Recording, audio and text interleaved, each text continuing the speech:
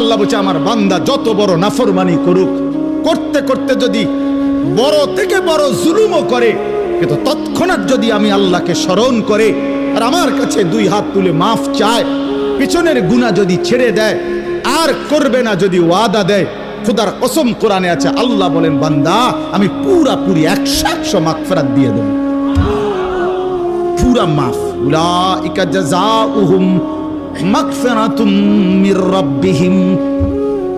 আল্লাহ বলছে আমার বান্দা যত বড় নাফরমানি করুক, করতে করতে যদি বড় থেকে বড় জুলুমও করে, কিন্তু তৎক্ষণাৎ যদি আমি আল্লাহকে স্মরণ করে আর আমার কাছে দুই হাত তুলে মাফ চায়, পিছনের গুনাহ যদি ছেড়ে দেয়, আর করবে না যদি ওয়াদা দেয়, খুদার কসম কোরআনে আছে, আল্লাহ বলেন বান্দা আমি পুরাপুরি 100% মাগফিরাত দিয়ে দেব, পুরা মাফ। উলাইকা জাযাউহুম মাগফিরাতুম মির রাব্বিহিম।